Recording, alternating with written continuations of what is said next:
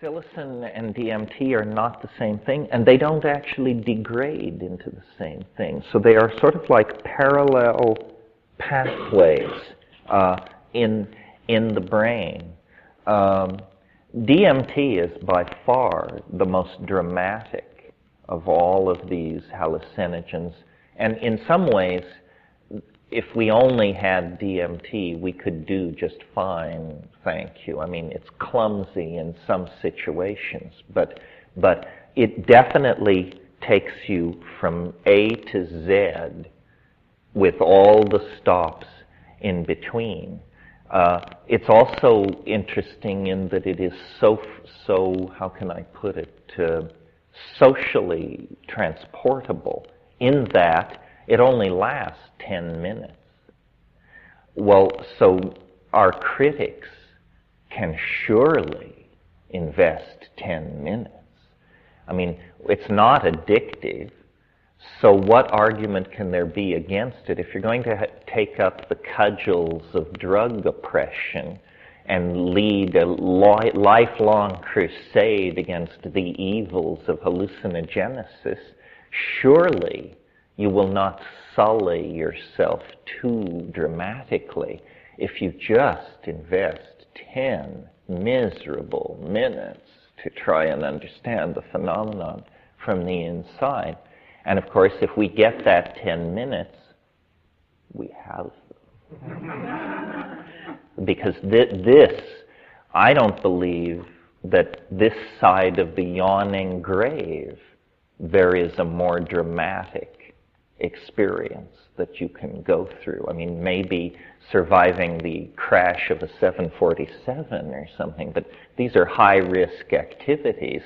Smoking DMT is not a high-risk activity. You could do the whole thing in 15 minutes, start to finish.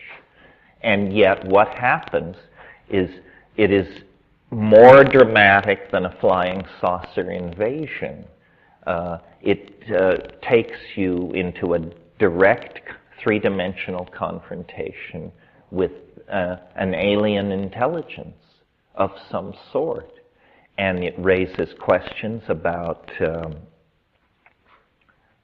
the after-death state, whether or not consciousness can exist without a body, the nature of the alien, the nature of our place in the cosmos.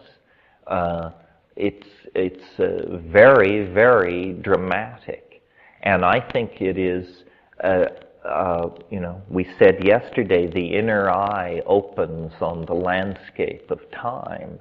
Well, when the inner eye is illuminated by the light of DMT, then essentially what you get is a fast forward of the rest of universal history squeezed down into about a minute and a half. Because even though the DMT trip, takes 7 minutes and takes 5 minutes to get over, the really important part is it has a duration on the order of 100 seconds or something.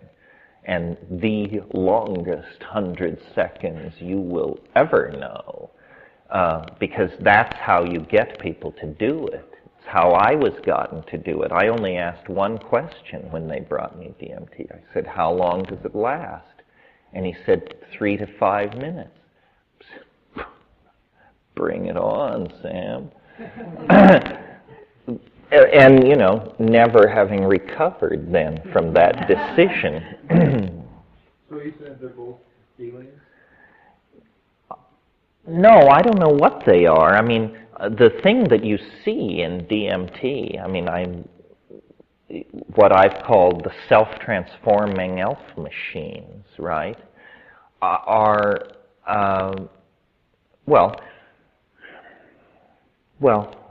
when you smoke DMT and you get a good hit, the leather-lunged hash aficionados among us really have a leg up in this department because they can simply take it and hold it, because it is very harsh and peculiar and somewhat synthetic tasting. It's a little like smoking a mothball. Sounds like fun, right? But what happens to me is I am propelled through a series of tunnels, fluxing tubes-like things that are very brightly colored, and there's a kind of a sense of tumbling that is an initial discontinuity once I get beyond this swirling mandalic form that seems very typical that people call the chrysanthemum. You sort of have to break through that. It's definitely a threshold drug. You have to get over a certain threshold. But if you do, hang on, Hannah. And it comes on in about 15 to 30 seconds. And you're propelled down this fluctuating colored tube, and your body feels strange, anesthetized, something. It's very hard to put your finger on it. And then I burst into a space where there is immediately a roar of welcome. And I'm in this domed,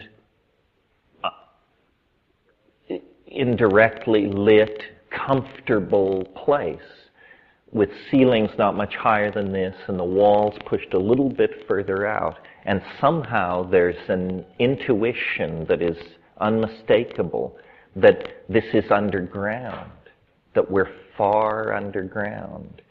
Why? I don't know, but you know that you're underground.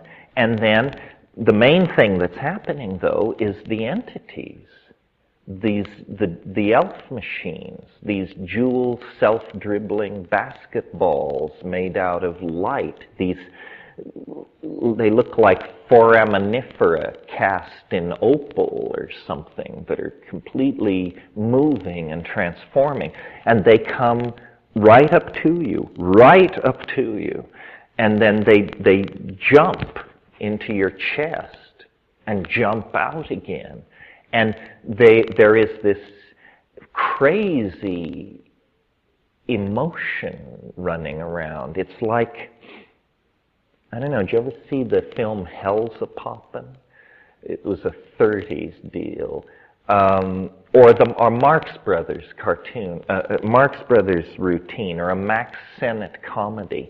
It's sort of like a Bugs Bunny cartoon run backwards at high supersonic speed. There's all this jumping around and playing. They're playing.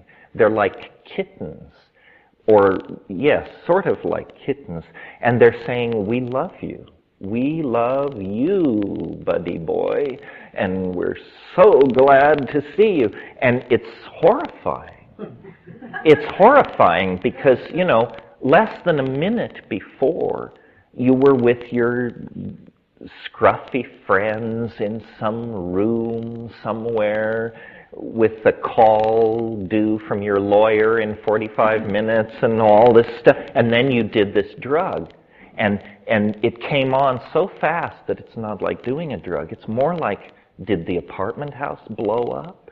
Has there been an earthquake? Are we dead? What has happened? And these things are saying, forget that. Don't worry. Number one message, don't worry. Number two message, somewhat surprising, do not give way to amazement. That's what they say. They say, do not abandon yourself to wonder. Just pay attention. Because I'm like this. You know, and you breathe and look around, and it doesn't go away. It's stable, you know, and you think, oh, God.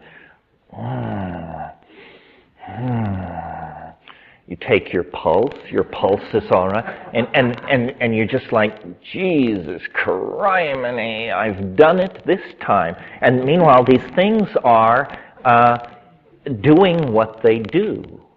And what they do is they make objects out of language. They possess a language that you can see. And they make things with it. They're singing. They're punning.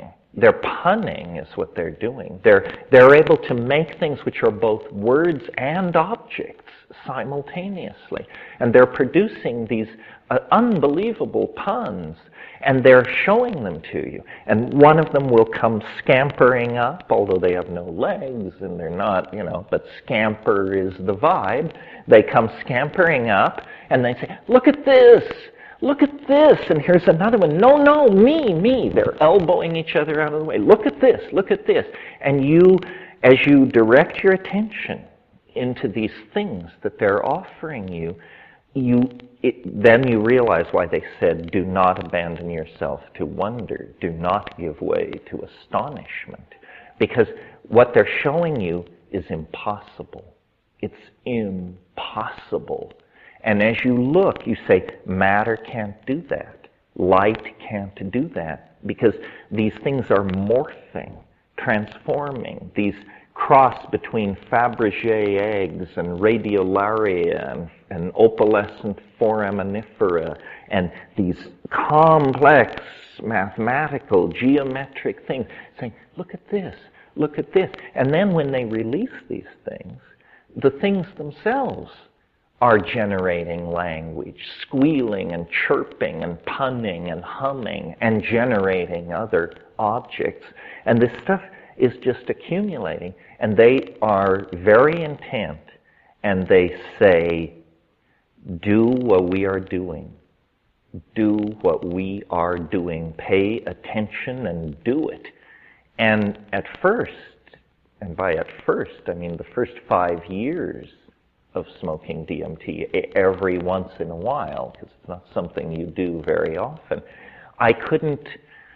it was all going so fast. I was just like in shock. I was, in fact, too amazed to participate. And then high-dose mushroom trips and practicing the glossolalia and this and that, I got to the place where when I go in there and all this is happening, I feel in the bottom of my stomach, in the solar plexus, like a lump or a light or a something, and it begins to move up. And when it reaches my mouth just snaps open. And I can do what they want me to do. And I can then join in the play and can make these objects. This is the glossolalia part of it.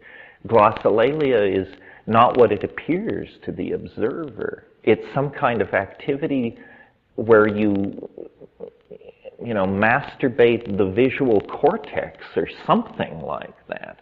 And as long as you do it, and as long as the drug stays at high concentration in the synapse, you're just ecstatic. And they're ecstatic. They're jumping up and down. Yes, he's got it, by gad, that's it. Pouring in all this encouragement and love and affection. And you're now, a minute, 2.5 minutes deep into this thing. And at that point, it just sort of like a shudder goes through it, and it kind of pulls apart and falls down and moves back and melts and drifts away and evaporates, and any number of other words used to describe dissipation. And then you open your eyes, and your friends are there. Granted, they appear to be beryllium mantises of some sort, but nevertheless easily recognized as friends and neighbors. And though you are more loaded at that moment than you have ever been in your life, you feel perfectly confident to proclaim, I'm down. Because you are down. Because compared to where you were 20 seconds earlier, the fact that your friends look like polished mantids and all the rest of it is utterly mundane and trivial and gives you no problem at all. You just say, thank God I'm back in the real world. And then over the course of the next 3 minutes, it just goes away. Do your friends confer that they have the same experience? A lot of people have the experience. It is put through many filters, and people always ask this. And I think two things are critical here. Dose, and I'm a lifelong hash smoker, and I can take an enormous hit of hash and hold it. There isn't a cilia left in my entire lung system. That's important. And then the other thing is, I think it's this veil thing. How much can you stand? Because the people come back and they say things which are like along the spectrum to what I'm describing, but not quite there. Like people often say, there were elves, there were little people, not self-dribbling jeweled basketballs, but simply little people. I've even had people say they had leather jerkins and little turned up curls on their footwear and stuff like that. Other people say, it's to me, the archetype of DMT is the archetype of the circus. And when you take it, you'll know what I mean. Because the circus is a very complex emotional construct. A circus is a great place to take children. They love circuses because of the clowns and the animals and the colored costumes and the moving light. But the circus is many things. I mean, above all that, and in the center ring, up near the top of the tent, is the lady in the tiny spangled costume who is hanging by her teeth and working without nets. Death and Eros.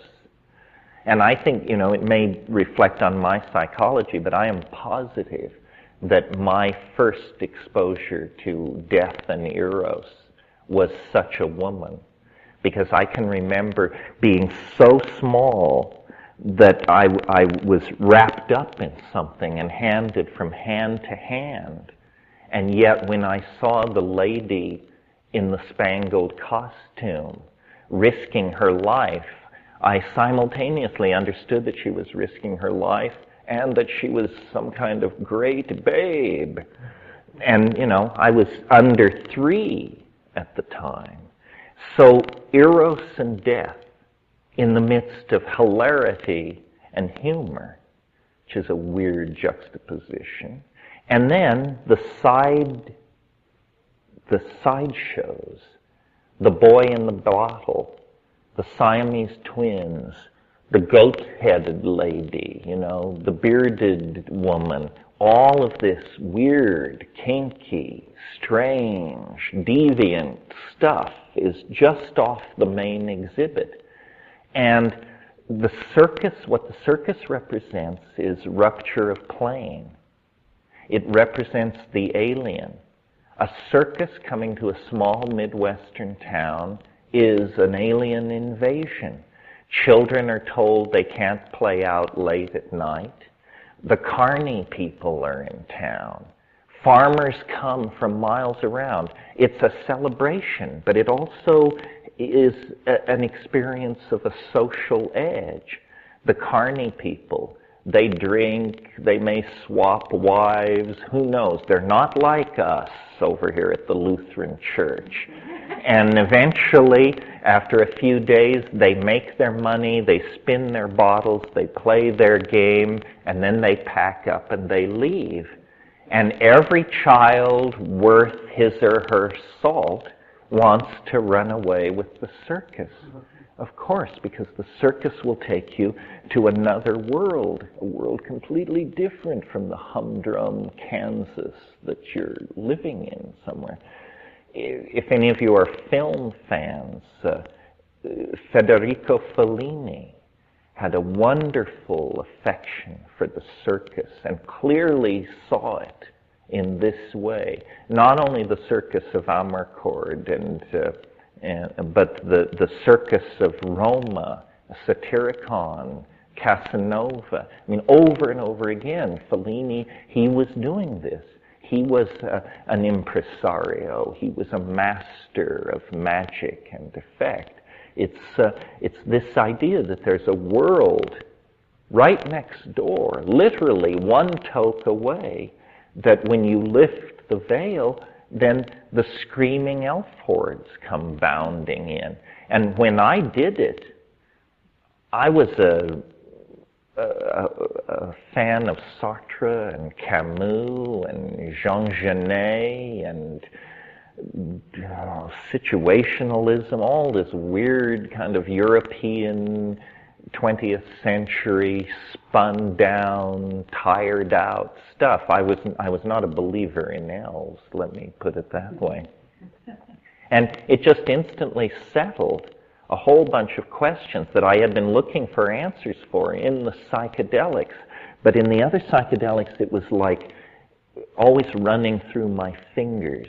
You know, it is the imagination, it's mind, it's me, it's like dream. With DMT, the conviction is unescapable that, my God, this is real. It's more real than this world. This world is like a shimmering hallucination compared to the DMT world. And as to what it means, I'm not sure. I mean, I took pure DMT with me to the Amazon on one of the trips and got out with the ayahuasqueros and turned a couple of these guys on to this. And they were, number one, appalled, and number two, said, it's ancestors. It's ancestor spirits. I mean, didn't we tell you that we do it all with the ancestors? Well, that is, strangely enough, the conservative analysis. Because look at what you've got. You've got some kind of intelligent entity, not made of matter, made of light, able to communicate with English-speaking human beings, sort of, meaning with this visual language. Well, so it's either, if we put aside the figment of your imagination theory, which seems a little pallid at this point, then it's either an extraterrestrial, a true extraterrestrial, and that's possible. I mean, think about it for a moment. If you were an extraterrestrial of great sophistication and skill and technological power, and you wanted to contact and interact with human beings without alarming them or setting off a historical crisis on their planet, how would you do it? I think you would hide yourself inside an intoxication. Because as we know, if you meet somebody and they tell you they were drinking heavily last night and they saw pink elephants, only a mad person calls the zoo to find out if any elephants have escaped. That's ridiculous. No, we don't take seriously reports of pink elephants because they are associated with intoxication. Well, if you wanted to disguise and hide yourself in the detritus of this world in a place humans would never ever take you seriously, then just slip in between the pink elephant and the something else in an intoxication. So that's one possibility. True extraterrestrials with some kind of mentalist technology that where what we think of as a drug is for them a communications network of some sort. Or it could be a parallel continuum of some sort, not exactly made of matter. But how weird that the way you get from this world to that world is by using a drug. But maybe that's not so weird. Maybe the idea that you would climb in an H.G. Wells-style machine and push a button is just absurdly 19th century and naive. But the more conservative position, since we've never discovered extraterrestrials or dwellers in parallel continuums, and since these things, they are alien and yet not alien. They are alien and yet the alienness is pervaded with a real sense of familiarity. So I think that what they are is souls. And this is what the shamans in the Amazon said they were. They're souls. And that what we're seeing is an ecology of souls. And, you know, it took me the first 16 years of my life to fight my way free of the Roman Catholic Church. And I'm appalled that life's intellectual adventure has brought me back to the point where we have to talk about souls. But hey, once you've been there, once you've been swarmed by a mess of them, your view on this subject changes. And I think it's very interesting news. I don't know, it's like dying, sort of. And I, at one point, had an opportunity to turn on a Tibetan monk to these things, a Tibetan lama, not a Budweiser lama, not one of those people, a real lama. And he's since died. He was ancient then. In fact, I was afraid it might kill him, but he said it didn't matter. But he said, after it was all over, he said, those are the lesser lights. He said, you cannot go deeper into the bardo and return. He said, if you go deeper into the bardo than this, you will sever your connection to the body. And so essentially what he was saying was it's a near-death experience. But it's a lot weirder than the near-death experiences being popularized on daytime TV and in the New Age press, which are all about welcoming relatives, holding out their arms and beckoning. This is not welcoming relatives we're talking about here. I think they are souls, but I don't think it's Aunt Minnie and Uncle Ned. I don't think it works quite like that. One of the very weird things about the DMT place that I go, and I've done it many, many times in order to build up an image of what it is, and the image that comes to me is that, I've already mentioned this thing about how it always reveals itself through veils. It never shows you what the real action is. The vibe of this place that I go on DMT is, it's a playpen, is what it is.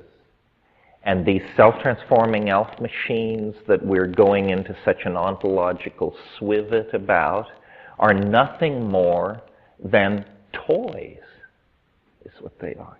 They are designed to amaze and amuse me. Someone with a very deep insight into human psychology created these things, and they're nothing more than the equivalent of taking plastic shapes strung on a string and hanging them over a bassinet so that an infant can begin to bat at them and coordinate eye, hand, distance, this sort of thing. The feeling is not only of a playpen, but of a maternity ward, that you're being born. And you're being born, and there's a lot of, what ayahuasqueros call little doctors, is what they call the things they see on ayahuasca. There are a lot of little doctors in this weird underground space, and they're waiting for you. And because you only stay 2 minutes, it doesn't get too out of hand. Because what can happen in 2 minutes? You see, you look around, they show you some toys, they tell you you're a fine fellow, they tell you not to worry, and the interview is over. But what if there was no going back? Well, then you're just there. You're a little swaddling, and you're there. And presumably beyond the confines of that room is a world as different from that room as this world is different from the general maternity ward at Kaiser Hospital. And then you go with them into that place. That's what it feels like. And I don't know what it means. What does it mean, Mr. Natural? I don't know what it means. It don't mean shit. That was Mr. Natural's answer to the question, you recall. It seems as though it should be a secret. And in a sense, it is a secret in that, it isn't the world's largest religion is not DMT smoking. I think I said this in reference to something else. I am self-initiated. No lineage controls me. Nobody ever came knocking on my door and said, you shouldn't talk about this stuff. Nobody has ever done that to me. So I have the weird feeling, and I don't believe it, but I have the feeling that it's like I discovered it. Because nobody tells me, nobody comes over and says, hey, you're on our territory, or don't talk about that. Didn't you know that we Mandayans have been doing this for 10,000 years? So, and I've been talking about it since '82 in public, and it's still a secret. It's still a secret. It's the secret that can't be told. And I'm fascinated by you people, because it is your fate, and I have no idea why, to come at least this far. I mean, maybe some of you have smoked DMT, but probably most of you haven't. So it's your fate to come this far this morning to hear this. And you can forget it. You can disbelieve it. You can think that I am a screwball and disempower it that way. But as far as I can tell, and I have searched the attic of Western and Eastern civilization, been to a lot of weird places, as far as I can tell, this is it. This is the thing which we are raised to believe is impossible. They tell you there's no doorway out except the grave. And then they tell you it's no doorway out. But even if the grave is not a doorway out, even if the grave means dissolution into nonentity for all eternity, DMT is the way out. And it exists. It's common. It exists in many plants. If, as a society, we valued it, we could produce trainloads of the stuff. It's just a trivial, ordinary chemical of some sort. But what it does to the human mind is this civilization can't stand it. This civilization is based on a number of unquestioned premises which in the light of DMT are seen to be not only false, preposterous. And I don't know where we go from here. I don't know if societies can be built on DMT. Maybe only individual lives can be built on DMT. Yeah. Well, actually, this is a funny thing. Why isn't more of it made? There's a lot of LSD around. LSD is hard as hell to make. You have to be good. You have to be very good. DMT is a second-year organic chem, final exam kind of deal. It's at that level of difficulty. And yet, wherever it is, it's precious. It's never met with in large amounts. And it doesn't seem to behave like an ordinary substance. You would think something with this amount of hype behind it would make somebody rich. You know, somebody would say, well, by God, I'm going to make 500 kilos of that and spread it from Singapore to, wherever, and make a killing. It's never like that. If you find somebody who has some, they have a tiny amount. And I should make the final point, I suppose. This is not something completely alien. The chemical I'm now talking about. The experience is plenty alien. The chemical occurs in your own body. It occurs in the human body, in the human brain. No one knows what it's doing there. But I think that because the DMT actually not only occurs in the human brain, but it occurs in higher and higher concentrations as you ascend the primate phylogeny, the phyllate primogeny. And I think that the chemistry of dreaming must be run on DMT, and for several reasons. The first one is, there is only one thing on Earth that ends like a DMT trip, and that's an interrupted dream. You know how you can be dreaming and you're in Paris and you've finally gotten the car and you've met the friend and now you're headed for and it's this kind of crazy stuff. And then the alarm clock rings and literally before your feet hit the floor, it's gone. You know, you can almost feel it melts. It melts. Dreams melt in the same way that DMT melts away. And, very suggestive, the physiological concomitant to dreaming is what's called rapid eye movement. This has been known since the 50s. Well, the highest concentration of DMT in human cerebrospinal fluid occurs between 3 and 4:30 a.m. This is when the deep dreaming is going on as correlated to REM movement of the eyes. Well, when you dose somebody on DMT, and it's smoked, I guess I said that, when you dose somebody on DMT, they flop down and lie still if they're a good subject. Otherwise, they twitch and scream and try to run around. But you don't put up with that. You just sit on them.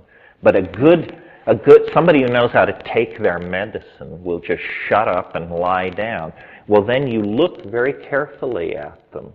Their eyes are closed, and you can see about 30 seconds into the experience their eyes begin to dart wildly under their closed eyelids. They are in REM sleep, and I'm sure that if you could put electrodes on people, you would see that the DMT triggers a plunge into REM, and that's where this takes place. Second piece of data which relates to this and is very, very interesting to me, and I wish I had more resources, more money, more connections, believe it or not, is this, that once you have smoked DMT and had the experience that I'm talking about, later, years later, you can have a dream where you're with people somewhere and something's going on, and then lo and behold, somebody produces a small glass pipe in this dream, hands it to you, flashes a butane lighter, and it happens. It happens in the dream.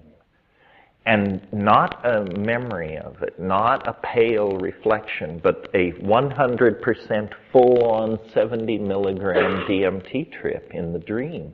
That means to me that we have the capacity for this all the time. And remember, this is the most powerful hallucinogen on this planet. And yet, apparently, our body chemistry is delicately enough balanced that this is not that far out of reach. And yet, people never have DMT trips when awake. If it happened to one person in 50,000, it would be a phenomenon known to us since the birth of Greek medicine. But people don't ever have that happen to them. So I think, I talked to Rupert about this. His idea, which is possible certainly, he calls it a necrotogen. Yes, necrotogen, meaning that it's something which is released in the brain at death. and never before under ordinary circumstances. And that for some reason, this is the chemical which lets you die. And it is true that at a certain point, the organism, as I understand it, sort of releases. It gives up. And then death proceeds very quickly from that point. So perhaps this is what it is, but what is it for? That's the question. I mean, why can't we just die like dogs? Nobody wants to die. Why should there be this salutary release? You know, there is orgasm, or at least ejaculation, in some forms of death. That seems to imply that the body is in life in a state of tension and holding, and when death is really very close, if not inevitable, then the body goes through some kind of series of changes, and perhaps one of them is the release of DMT. I don't say this proves an after-death world, because I know what proof means. And, you know, dying says nothing about death, and tripping says nothing about death, or it can only give an indication. But it has caused me to think very, very seriously about shamanism, about their insistence that they work through ancestor magic, and about the question of death. Just what is biology trying to do? And what is the nature of our form? You know, metabolism, we come into being with a morphogenetic program. And by eating, first our mother's milk, and then pablum, and then the stuff of the world, we stabilize the form. The flesh is replaced every few months or years, but the form stays. Over a long period of time, the form sort of withers and hunches and wrinkles, but it's recognizable. 70 years after birth, a person is still recognizably the little girl or boy that they were at 5 years old in most cases. So then at death, the form fails, and metabolism fails, and you no longer are maintained far from equilibrium in what's called the living state. Instead, you know, everything stops, and the body becomes an object, like a piece of furniture. It can be stacked like cordwood or dealt with in whatever way anybody wants to. But perhaps nature does not create this form in vain. And perhaps in the world of higher dimensions and possibilities, this thing is preserved. It is certainly a persistent intuition of many religions that what life is about is creating something called a vehicle, an after-death vehicle, a body of light, a diamond body, something which endures, and that at death is released into some kind of superspace where it has an entirely other kind of existence about which we can know and say nothing. When you look at our past, it seems to support this idea to some degree, in that we all are here, and yet we came out of the bodies of women, and in a very mysterious process. I mean, it always seemed to me, people always said, you know, what sex is about is the union of egg and sperm, and that's where people came from. Well, at age 8, I was not satisfied with that. I mean, they always wanted to talk about sex, but what I wanted to know was, but where do people really come from? I understand about how we get them downloaded into meat, but where are they? You know, where are they? I mean, where was I 1,000 years ago? Where was I 1,000,000 years ago? And you say, well, you didn't exist. Well, then you came into existence 50% over here in your father's sperm and 50% over here in your mother's egg. Well, then did I exist? My mother had the egg, which became me from the time she was born. And if my father was younger than my mother, so half of me apparently existed before the other half existed. Say, this sounds like messed up thinking of some sort. Isn't it rather that a pattern is making a series of transits from one dimension to another? And, dying is not like birth in the sense that in the womb you're alone. Here we have our wonderful planet full of interesting people, and we die away from our group. When you start down the birth canal, it's not because you're lonely, because the concept lonely could hardly arise in the womb, I think, because there is no other except the other of the complete surround, which you may or may not image as human. You may think of it as the world, not an extension of myself.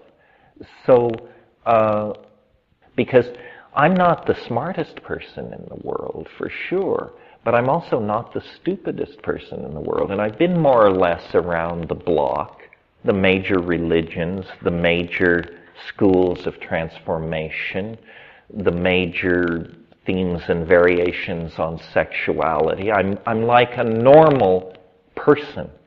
And I tell you, from where I'm standing, it looks to me like the biggest news there is. I do not understand why there aren't 4-inch headlines. Scientists announced discovery of hyperspace, nearby inhabited dimension confirmed by laboratories in England and Russia, or some crap like that, But it never happens. It seems to belong. It's not part of our official culture. It's not recognized, it's not sanctioned, it's not allowed. And, I have somehow found a unique kind of niche, but most people who talk like this don't get a chance to make a living. They're put in back wards and heavily sedated and kept from contact with the rest of people because it's madness. But it's not dysfunction. It doesn't. I know how to hold my fork, make a phone call, pay my bills. What kind of madness is it? It's just a minority opinion. It's not madness. But it's a minority opinion because it's a minority experience, for crying out loud. I mean, if everybody lived in Hawaii and you were an Arctic explorer and you insisted that part of the planet was covered with ice 5 miles thick and the sun stayed up 24 hours a day, they would just put you away. Turns out it's the fact of the matter.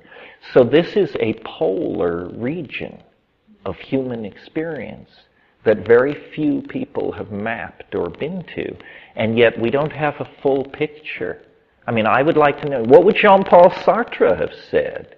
What would Nietzsche have said?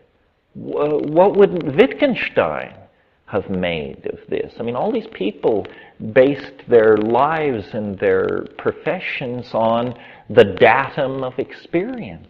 Well, by God, here's a datum of experience. Put this in your pipe and smoke it, and we'll talk datum of experience. Yeah. I was wondering, through the history of your taking DMT, do you sense a progression as like a state as you're maturing, so you go further and further with each experience? And how often can you take it? How often can you take it? You can take it every 24 hours. People have an interesting relationship to it. A lot of, like when you give it to someone who's never had it, they've usually been furiously hyped, so they're quaking in their boots. And if you can get over all that and actually get them to do a huge amount, often they come down literally begging for more. And I tend to resist giving them more because I've noticed that there seems to be a slight reflex a slight tolerance. The second flash, if you go into it immediately, is not as strong as the first. But that person who came out of it clawing and begging for it, 24 hours later, if you offer it to them, they may hesitate. They may even take a pass. Because, as I've always said, it's the implications of it. And you don't get the implications together in the first 5 minutes. You say, my God, what was that? Well, and then you sit down under a tree somewhere by yourself and try to answer the question, what was that? And it makes your hair stand on end. Was I dead? Was I in the presence of extraterrestrial minds? Did that really go on? Was it really real? And so there's a kind of a reluctance to do it. It's like jumping off a cliff into cold water. You really have to screw your courage to the sticking point. And I don't know why that is, because every time I do it, I'm absolutely delighted. And I have immense resistance to it. And every time I do it, it's just like, yes, I remember. And they scream in greeting. I mean, they just turn out by the dozens. Say, here he is! Tremendous! You send so many. You come so rarely. Well, let's get on with the show! And then, the Fabergé eggs, the dance, the whole thing. It's boundary dissolving is what it is, and we have a real aversion to that. When the boundary that's dissolved is serious, we have a real aversion to it. And the other thing about DMT that's fascinating, that I should have mentioned, I suppose, is that we associate these drug experiences with slight alterations of our judgment. When you drink liquor, you become socially capable of taking risks that you wouldn't ordinarily take. I'm speaking of guys now. In other words, the liquor slightly changes your judgment about what is proper and what you can get away with and so forth and so on. The strange thing about DMT is it doesn't affect your mind. It does not affect your mind.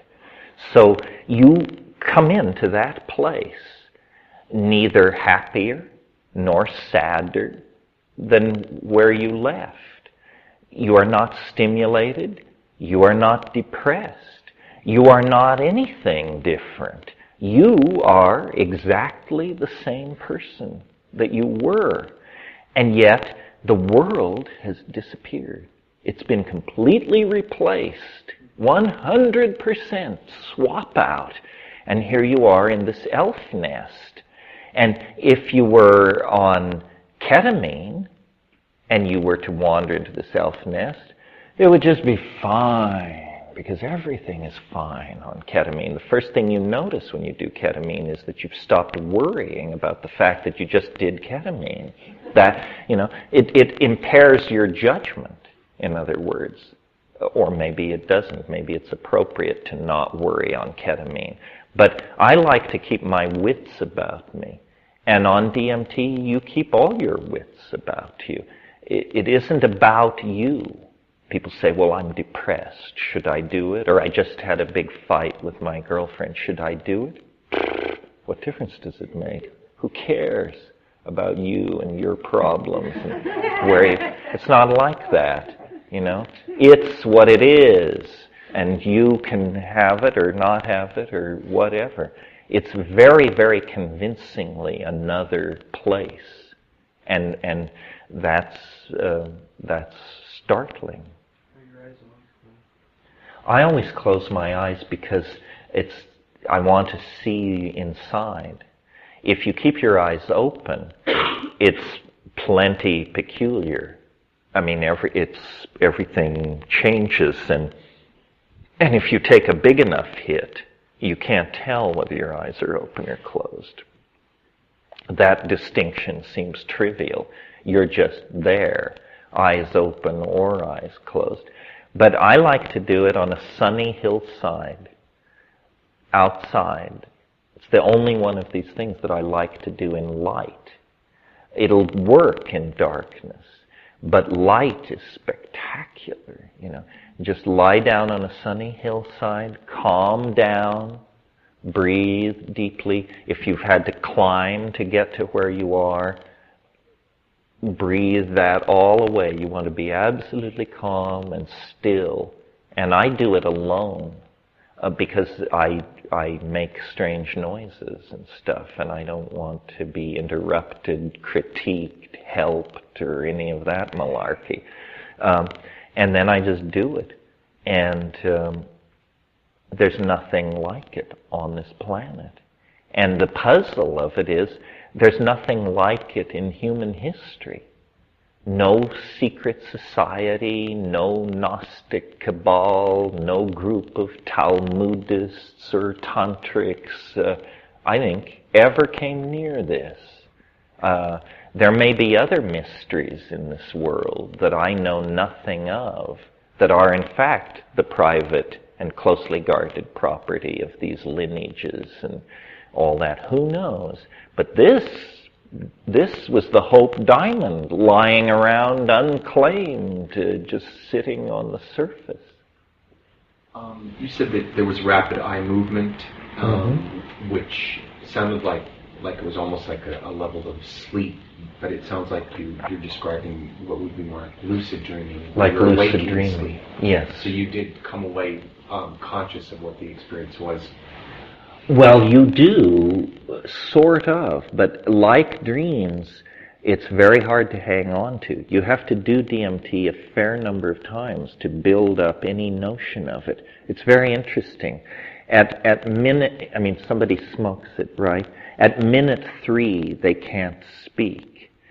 At minute 7, they can't stop speaking about how absolutely amazed, appalled, and exalted they are. And at minute 12, they can't remember what they were talking about at minute 7. And you finally, a half an hour after doing it, really the only impression most people have after the first time is they say, it was the weirdest thing which ever happened to me, and I cannot remember anything about it. It's like I think, physiologically speaking, there's no transcription of short-term RNA into memory. Its memory can't hold it. And I think that's because memory works through associative triangulation. This car looks like that car, this city, Lisbon reminds me of San Francisco or Rio. But if you have an experience that's utterly outside category, you have no triangulation of it. You can't say. And I am very aware, when I tell the story of the self-transforming elf machines and the glossolalia and all that it's a kind of a lie. It's not true, but it points toward a truth that can't be told. 70 milligrams, and then what happens is you have to take several hits. Well, it depends on your sensitivity. This is another thing that needs to be studied by science. Some people seem practically on the brink of it.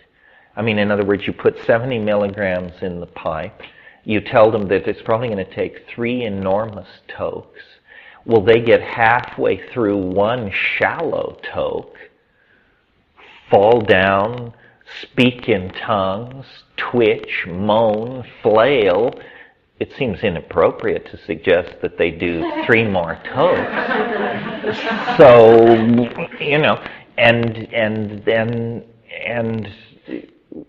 but for me, well, I can do it on 1 toke if it's a real tremendous, enormous hash toke. What I usually do is I take 1 small toke and it kind of anesthetizes my throat.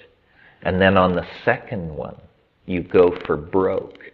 But it does require a certain amount of courage, because when you take the first toke, you immediately feel it. You don't feel the trip, but you feel that something astonishing is happening inside your body. It's a weird kind of, it's as though all the air has been pumped out of the room. All edges jump forward in clarity. That's the visual acuity thing.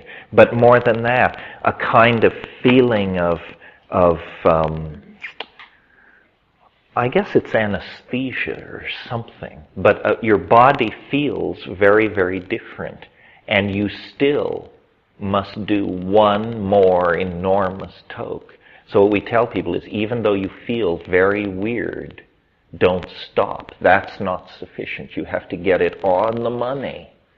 And we're even developing a new technique for doing it that I'm very excited about, which is we have what looks like a pipe coming into a glass vessel, just a channel, a cylinder coming into a glass vessel, and out of the glass vessel comes another tube with a fork in it. And what you do is you vaporize the DMT. It fills the reaction chamber with white smoke. You put the forked ends into your nostril, and you have a friend blow the white smoke and just force it into your sinus cavities. This is an adaptation of the Yanomamo method, but they use woody. It's like sawdust. It's very. But this is profound.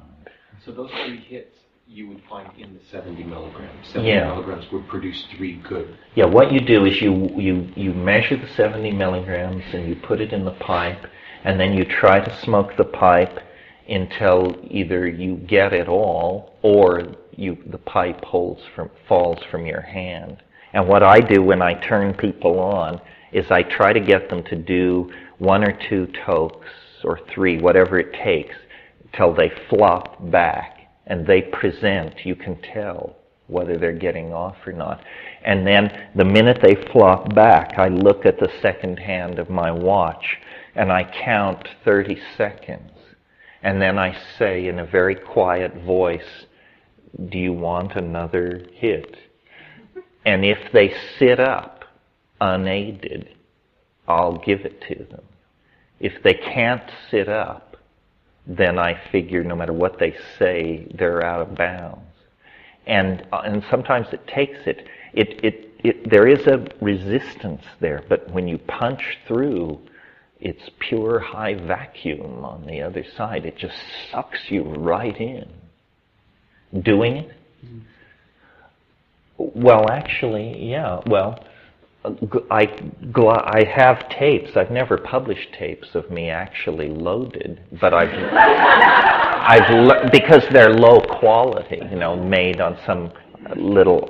I had a period where I would take very high doses of mushrooms, like 8 dried grams, and then smoke DMT on top of it, and that all went on in a tent in the Hawaiian rainforest. And I had a little recorder with me, but. It's interesting. The glossolalia as to what it sounds like this. I dijing wa wagim ki pidiging get e fwa haksike piding hujvi wa hagamaektet. And somehow that syntactically structured but meaningless kind of vocalization becomes the basis of an ecstasy of some sort for some reason. And of course what's happening in the DMT thing is there is a 3-dimensional accompaniment. You hear sounds, but the person making the sounds is seeing what they're making. They're not hearing. The sounds are incidental.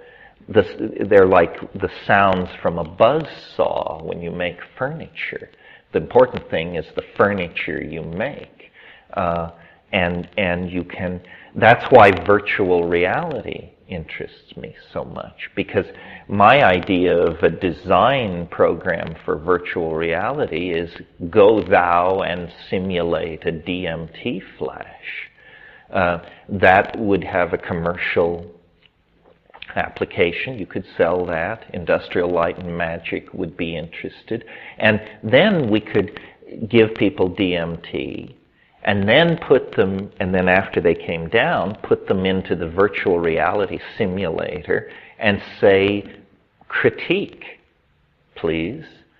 Is this what you saw? How is this different from what you saw? What changes would you make in this virtual reality environment to make it more DMT-like?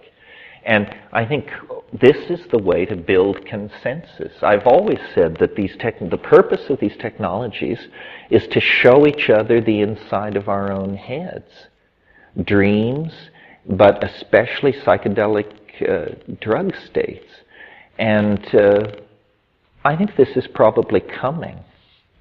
I think that we will have, that in the future you may have psychedelic experiences, but they may not be your own. We may develop the equivalent of media stars who do it so well that you will just buy their CD and do their trip. Remember in, which book was it, by Philip K. Dick? Or maybe it wasn't, I can't remember, but the science fiction story where this virginal 16-year-old girl with long blonde hair and perfect surfer body and so forth and so on, and she recorded and sold herself.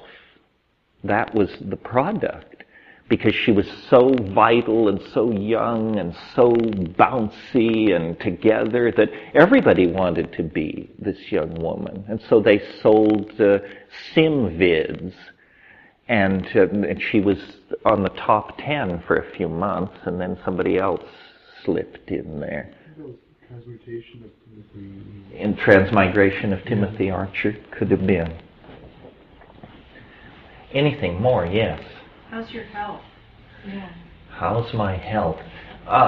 Good, I think, unless some horrible thing is lurking in the background. I have low cholesterol.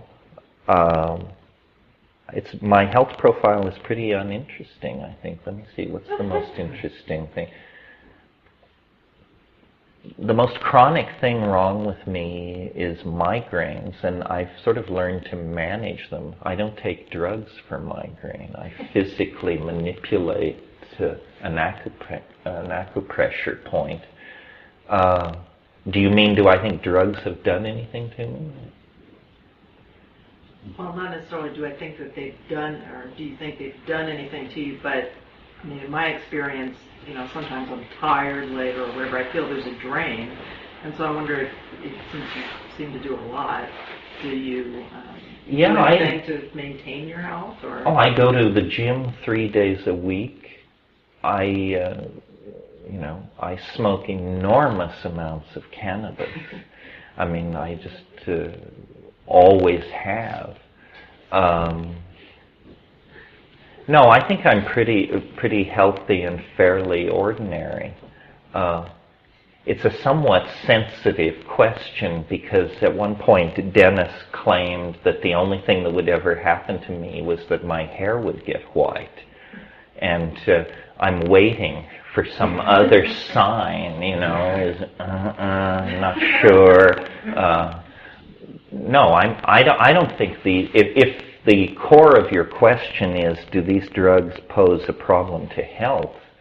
I don't think so.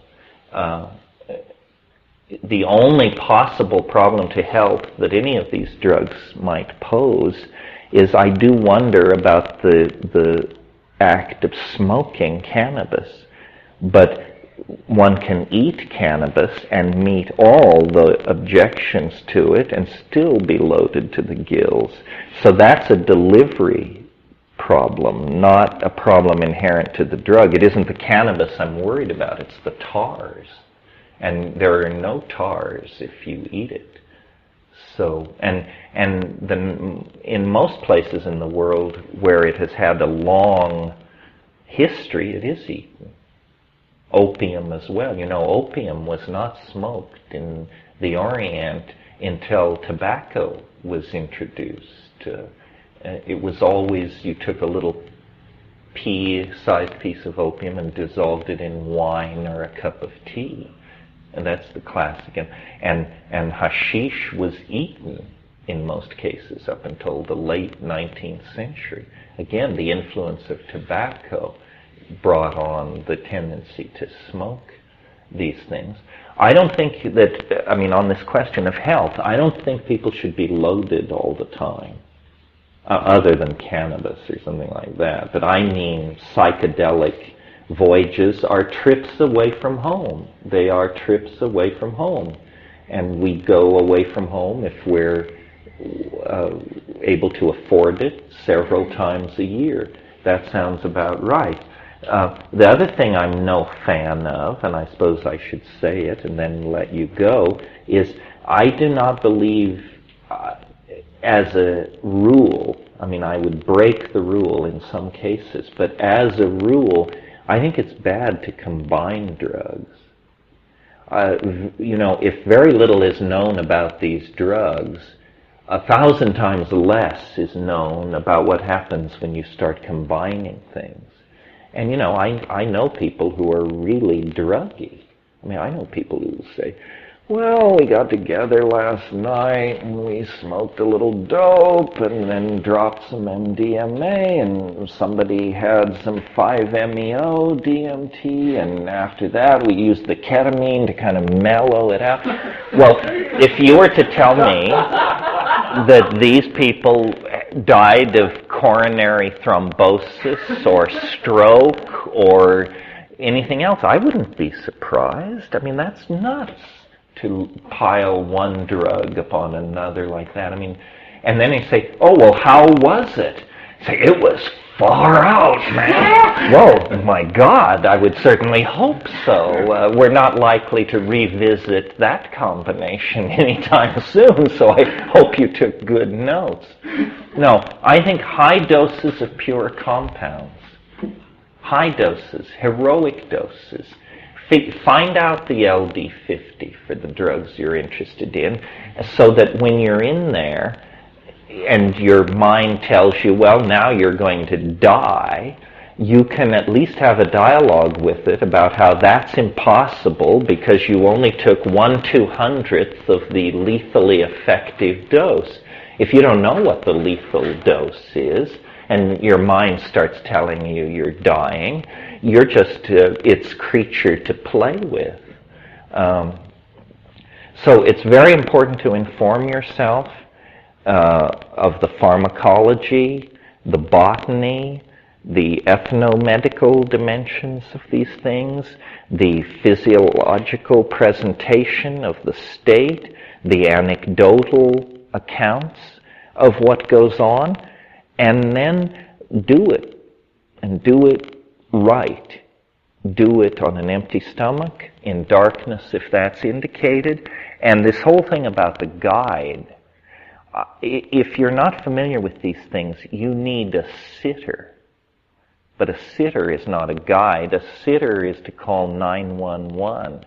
And guides, anybody who tells you they're going to guide you, doesn't know the territory. Nobody can guide anybody else. They're just there to reassure. If I have a sitter, they're at least one room away, and I have a little Tibetan gong or something, and they can pop their head in if I ring it. But I don't like being around people when I'm stoned, and I really don't like being around stoned people when I'm stoned. Does that go for pot as well? No, pot is like cold water. But the reason I don't like to be around people when I'm stoned and they're stoned is because I worry about them. If I take 5 grams of mushrooms and somebody else takes 5 grams of mushrooms and we're lying side by side in a darkened room, I'm worrying about them. I'm listening. Can I hear them breathing? Can I hear them breathing? Well, say I can't. Well then, but maybe they are breathing. Well, but then if I bother them, maybe something really profound is happening to them. So then, and my mind just turns into a nattering moron of some sort, out of worry for the other person and some weird sense of responsibility, usually because I'm the advocate, if not the provider. So, take all this with a grain of salt, process it through your own filters, proclivities, eccentricities, and so forth and so on. And let's get together at 4.